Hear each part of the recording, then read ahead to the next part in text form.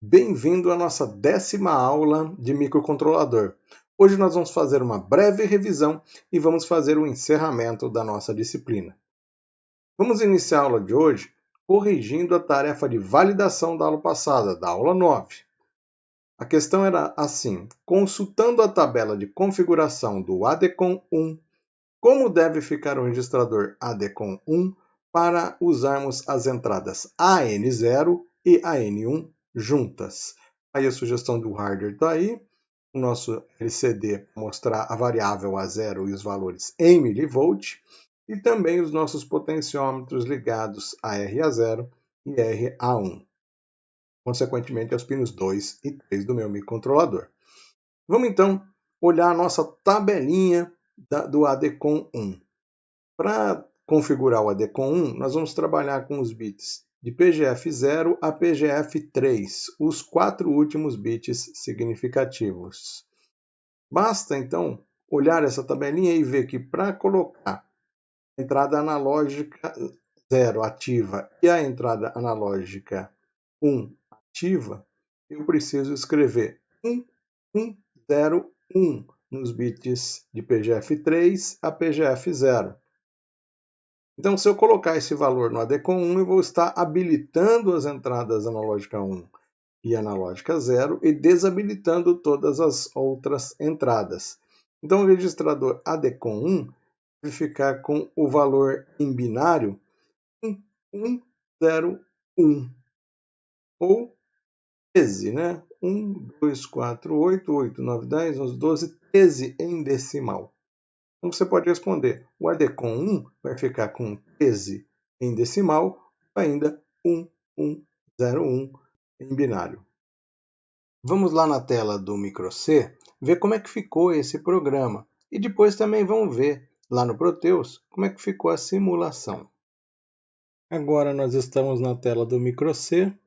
Então eu começo o meu programa com o Pinout, né? LCD Pinout Settings. Logo em seguida, nós vamos fazer o Pin Directions, configurando lá os trees. E depois eu declaro as minhas variáveis. Primeiro as variáveis para o potenciômetro 1 e depois as variáveis para o potenciômetro 2. Entramos agora no programa principal.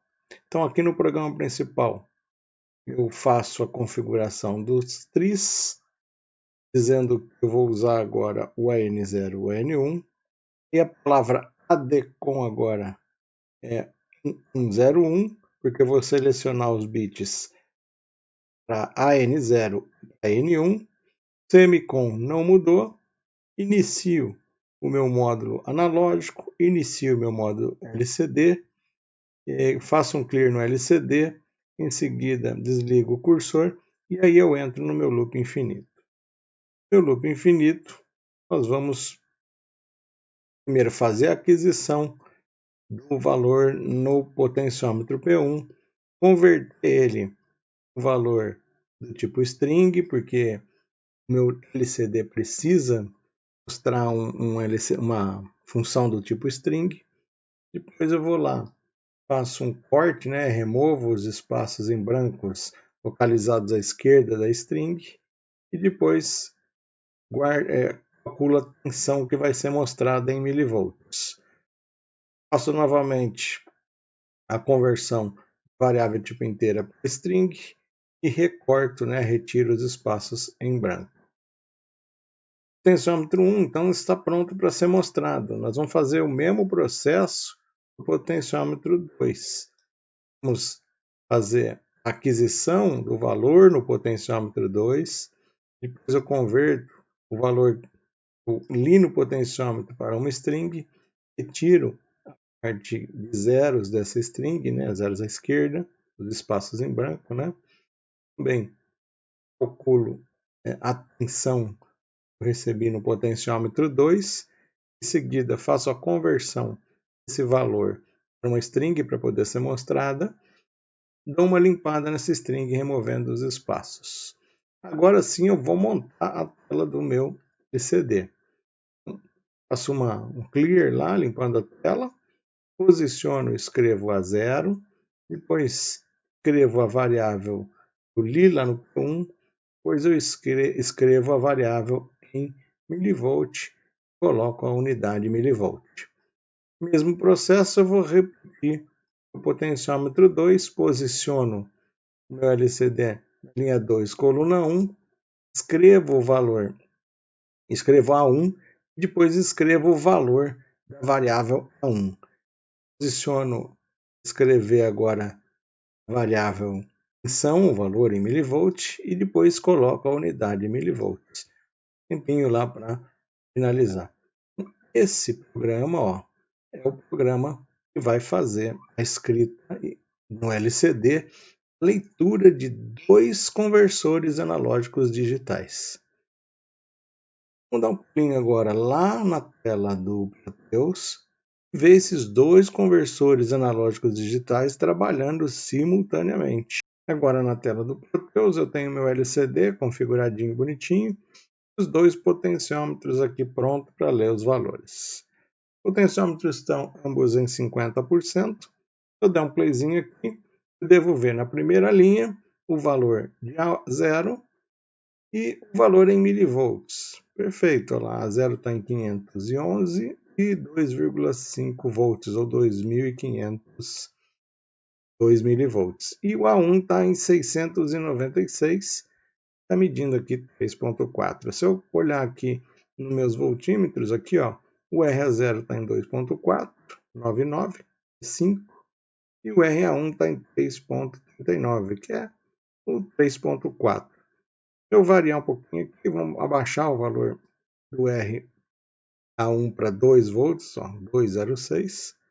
Aqui a gente viu, já baixou aqui, A1 caiu para 419 e o valor para 2.051 milivolts, 2 volts. E aqui eu também posso variar a entrada a 0 lá. Vou colocar nela 4 volts.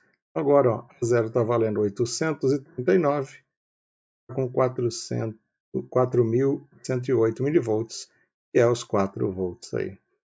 Aí, meu microcontrolador lendo 2 entradas analógicas e colocando ela no display. Vamos começar a aula de hoje puxando na lembrança as coisas que a gente viu durante esses 9 encontros, agora o 10º, que a gente ficou junto. Nesses 9 encontros, nós fizemos lá uma introdução ao microcontrolador, nós vimos os nossos primeiros programas com o 18F4550 e por aí por diante. Ou seja, nós falamos aí vários assuntos que ampliaram os seus conhecimentos na área de microcontrolador, especialmente no PIC 18F4550. Um PIC bem especial, porque ele possui lá USB.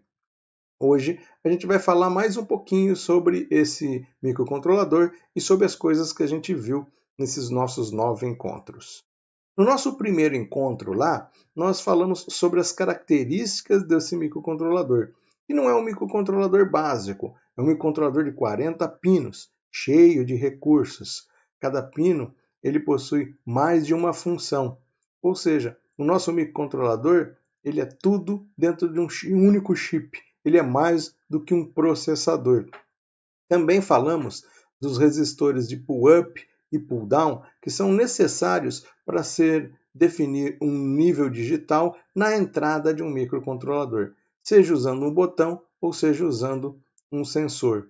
Nós também conhecemos os pinos desse microcontrolador, vimos os portes físicos, o porte RA0, o porte B, o porte A, o porte C, o porte D, o porte E, e as coisas que são necessárias para se colocar em volta de um microcontrolador para fazer ele funcionar, como por exemplo o clock. Nós vimos também que esse microcontrolador ele tem algumas facilidades, comunicação serial RS-232 nativa e também uma comunicação USB nativa. Aliás, essa comunicação USB nós usamos até para gravar o nosso microcontrolador. Também nós vimos lá no nosso segundo tópico um primeiro programinha, uma primeira utilização desse nosso microcontrolador, organizando um programinha em C, os passos para deixar o nosso programinha bem organizado, né? Eu tinha que atribuir os nomes, né? Colocar lá o nosso programa principal e depois fazer as configurações dos pinos físicos. Então aí a gente viu a configuração do tris, né? Do tris A, tris B. Nós vimos também como fazer lá um loop infinito, usando o while 1, usando for, vírgula, vírgula. Nós vimos também como fazer lógicas com LEDs, lendo as entradas digitais. E de cara, a gente já usou o comando if-else, que foi uma mão na roda lá para ler os nossos botõezinhos no primeiro programinha. Também vimos aí a rotina de delay, o delay MS, que é para dar aquele tempinho para fazer os pisca-piscas e, lógico, no nosso programa, para fazer as rotinas de tempo lá quando necessário. No nosso terceiro tópico, nós vimos lá como gravar o microcontrolador e aí sim como gravar ele de forma correta, da forma que foi originalmente pensada, usando as ferramentas do fabricante, lá o PicKit 3. Vimos também como fazer o nosso programa usando as ferramentas do Micro-C para editar, para criar o arquivo objeto, para criar o arquivo hexadecimal, e esse sim, o arquivo hexadecimal, que deve ser descarregado no nosso microcontrolador. Nós vimos que eu também tenho na internet aí várias ferramentas para se trabalhar com microcontroladores, como por exemplo o PicKit 2, o PicKit 3 clone, que são cópias dos originais e funcionam tão bem quanto. Também eu posso usar qualquer gravador que grave memória flash, porque afinal o nosso microcontrolador trabalha com uma memória flash. Então, no tópico 3, nós vimos como compilar as ferramentas de compilação e as ferramentas de gravação. Então, vimos que um microcontrolador é um componente bastante complexo e precisa aí de ferramentas para se trabalhar com ele, muito conhecimento técnico. Nós vimos também a filosofia do bootloader. Bootloader vai fazer a gravação do microcontrolador sem a necessidade de um gravador tipo o PicKit ou um gravador de memória flash. Eu vou usar o próprio recurso do PIC 4550, ou seja, ligação apenas da USB no meu microcontrolador e usando o software Bootprog 2.3, eu gravo o meu microcontrolador diretamente ligado ao USB do meu PC. Ou seja, eu facilitei bastante o meu hardware, né? Diminuí bastante o meu hardware e facilitei a forma de gravação do meu microcontrolador. Nós vimos que o bootloader, ele normalmente fica no final da nossa memória, mas ele sempre roda antes da minha aplicação. Ou seja, após instalar o bootloader, o nosso PIC 18F4550 fica pronto para carregar uma nova aplicação, um firmware que eu estou programando diretamente na sua porta USB. É a mesma filosofia que a gente emprega no Arduino. O Arduino trabalha lá com um bootloader, só que ele precisa de muito mais hardware para trabalhar do que o nosso PIC 18F4550, que eu preciso apenas do conector de USB e aí 2 resistores. Também nessa mesma oportunidade, a gente viu o comando for lá, como é que eu usava ele para fazer piscar os meus ledinhos e na prática para repetir os meus comandos de automação. Quando eu preciso contar coisas, contar eventos ou realizar determinados eventos com contagem, eu aprendi lá a usar o comando for. Declaro um contador, um i, depois vou somando ele, ou seja, de i de 0 a tanto, né, faça. Nós aprendemos nessa aula a usar o comando for. Na aula 5, a gente viu a questão do BALC. O BALC é crítico em sensores de contato seco, em sensores que se assemelham a um botão, e eu preciso retirar esse BALC. A gente viu que a gente pode retirar ele no hardware, usando circuitos para isso, mas também no software, usando uma rotininha de delay, né? O while lá, enquanto o botão estiver pressionado, aguarde um instantinho. Esse recurso de software permitiu a gente implementar o que a gente chama de botão de alternância. Quando eu aperto o botãozinho, se está ligado, ele desliga, e se está desligado, ele liga. Nessa aula aí, a gente viu como implementar então esse liga e desliga aí, que é bastante útil quando a gente está implementando nossos projetinhos. Na aula 6, a gente reviu uma automação da apostila para ilustrar lá a forma, né, como é que a gente pode trabalhar com o microcontrolador na automação industrial, a automação da esteira. A gente viu lá que eu posso ler os sensores como sensor de peça e sensores de nível alto e baixo para poder separar peças boas de peças ruins atuando num cilindro pneumático. Ou seja, a gente fez lá o projetinho da esteira automatizada. Na nossa apostila tem vários projetos que você pode experimentar.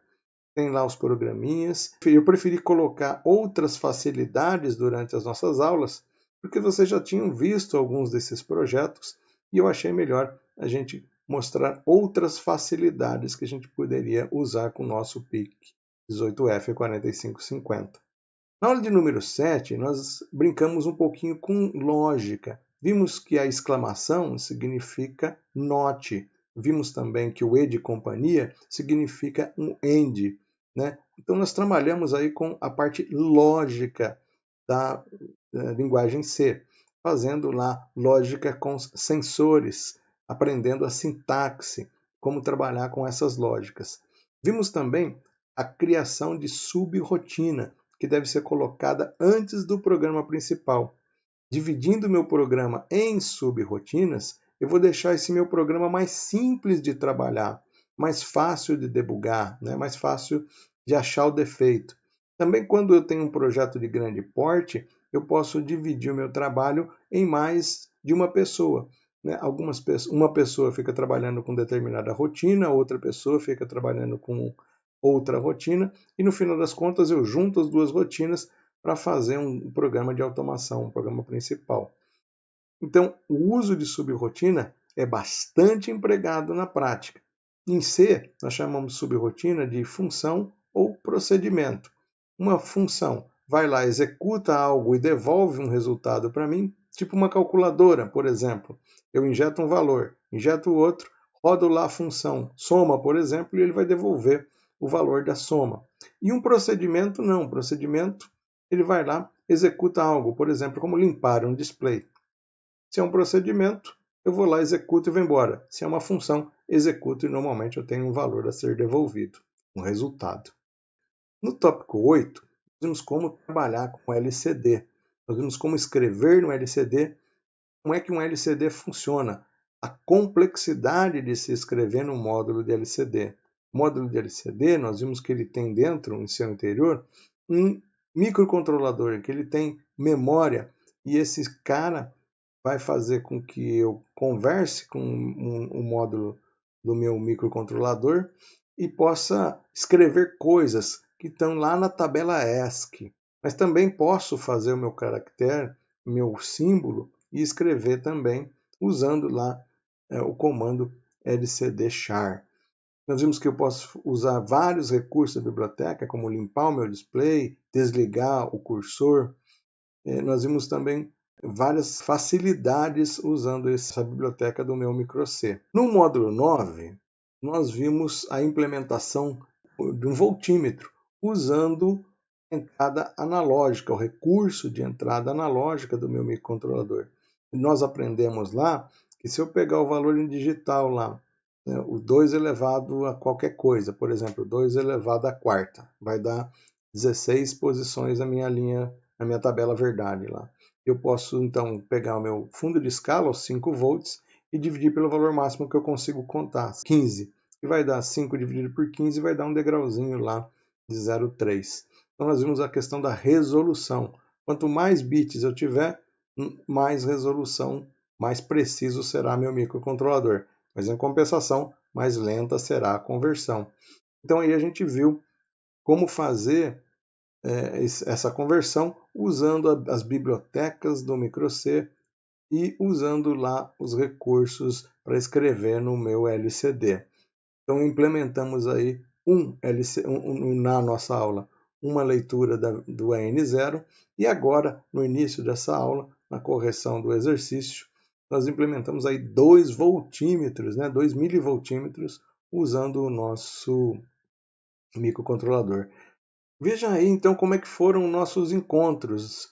Nossos encontros foram assim, nós tivemos aí 10 oportunidades para conversar sobre microcontrolador e aprender um pouquinho mais sobre esse assunto. Veja, o seu conhecimento técnico aumentou bastante nesses nossos 10 encontros, onde você viu recursos e agora tem a possibilidade de imaginar aplicações onde você pode empregar o microcontrolador. Na aula de hoje, eu vou pedir também uma tarefinha. A tarefa de validação da sua participação nessa aula, na verdade, não é uma tarefa. Eu vou pedir para que você dê uma olhada e entregue as tarefas que eventualmente ficaram em atraso. Você pode fazer as tarefas que estão em atraso diretamente no sala de aula. Porém, manda um e-mail para pericles.dataway@gmail.com informando quem é você e qual a turma e qual ou quais atividades você realizou. Se você fizer a entrega daqui uma semana, você não precisa mandar um e-mail para mim. Mas depois de uma semana, você tem que mandar um e-mail, porque a partir daí eu não mais vou estar olhando o sala de aula. Eu vou estar olhando apenas o meu e-mail. E aí essa é a maneira mais fácil da gente registrar e validar a sua presença. Então, se faltou alguma tarefinha, você vai fazer a tarefinha. Se você tem todas as tarefas em dia, ou a maioria delas em dia, está de boa. Nós encerramos nosso curso. Eu gostaria de parabenizá-lo, pois você assistiu os nossos vídeos e realizou as nossas tarefas, a maioria com sucesso. Sinceramente, eu estou grato em poder ter a oportunidade de estar falando com você e de poder crescer junto no nosso conhecimento. O assunto microcontrolador não se esgota aqui. Se você pesquisar, você vai ver que ainda tem comunicação RS-232, comunicação I2C, ainda tem comunicação entre microcontroladores, tem vários assuntos ainda que você pode estudar sobre microcontroladores. Muito obrigado a você pela companhia nesses 10 encontros e eu encontro você em um próximo curso. Até a próxima!